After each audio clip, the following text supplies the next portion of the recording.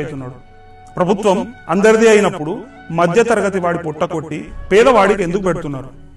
సమాజం సమృద్ధికి అభివృద్ధికి పేదవాడి సహకారం ఏంటి మరి?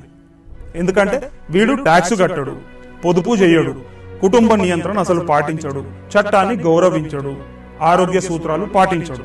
వీడికి అసలు కుటుంబ బాధ్యతే ఉండదు. వీడింట్లో పిల్లలకి అరటి పండుకి డబ్బులు ఉండయి గాని మత్తిచ్చే మందు సీసాలకు మాత్రం లోటు ఉండదు. అసలు వీడు అన్నింటిలోనూ బాధ్యత రాహిత్యమే. తూలుకుంటా హక్కుల గురించి మాత్రం మాట్లాడతాడు. సమాజం పట్ల ఎటువంటి బాధ్యత ఉండదు. సమాజం శ్రేయస్సుతో మాత్రం సంబంధం లేదు. సామాజిక బాధ్యత ఉండదు. వీడికి అన్ని ఉచితంగా కావాలి. వీడికి అవినీతి తప్పు కాదు, పైగా సమర్థిస్తాడు. ఎవడు ఉచితాలు డబ్బులు ఎక్కువిస్తే వాడికి ఓటేస్తాడు. అసలు మతలబు ఇక్కడే ఉంది. రాజకీయ నాయకులకు కావాల్సింది ఆలోచించి ఓటేసేవాడు కాదు, వాళ్ళిచ్చిన డబ్బు తీసుకుని స్వార్థంతో ఓటేసేటోడే కావాలి. ఈ రోజు ప్రభుత్వాలను పేదవాళ్ళే నిర్ణయిస్తున్నారు. వీళ్ళు ఎంత ఎక్కువ మంది ఉంటే అవినీతి పరులు అంత సులభంగా అధికారంలోకి రావచ్చు. అందుకే ఓటుకి నోటు ఇవ్వని వాడికి డిపాజిట్ కూడా దక్కదు. ప్రజాస్వామ్యంలో దేశానికి అసలు నష్టం పేదవాడి వల్లే జరుగుతుంది. అందుకే దేశంలో అన్యాయం అవుతుంది పేదవాడు కాదు, మధ్య తరగతి వాడు. పేదవాళ్ళకి పేదరిక నిర్మూలన అవసరమే లేదు. ఎందుకంటే ఉచితాలన్నీ పోతాయి. రాజకీయ నాయకులకు పేదరిక నిర్మూలన వల్ల ఉపయోగమే లేదు.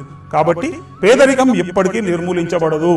ట్యాక్సులు కడుతున్న వెంగళప్పలు మాత్రం 20 రూపాయల పెట్రోల్ ని 100 రూపాయల కొనుక్కొని తింగరోల లెక్క తలదించుకొని ఉరుకుల పరుగులతో బతుకిడుస్తానే ఉంటారు. మౌలిక సదుపాయాలుండని గతుకుల రోడ్లపై తిరుగుతూనే ఉంటారు.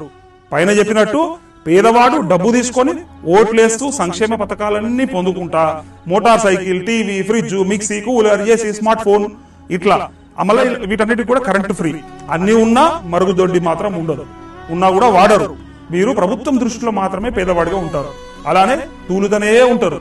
అసలు కారణం ఏంటంటే ఆ ఇంట్లో 4 ఓట్లుంటాయి. మరి దేశం చుట్టూ సైనికులు రేయింబవళ్ళు ఎండ వాన మంచుల్లో మాత్రం పహారా కాస్తనే ఉంటారు.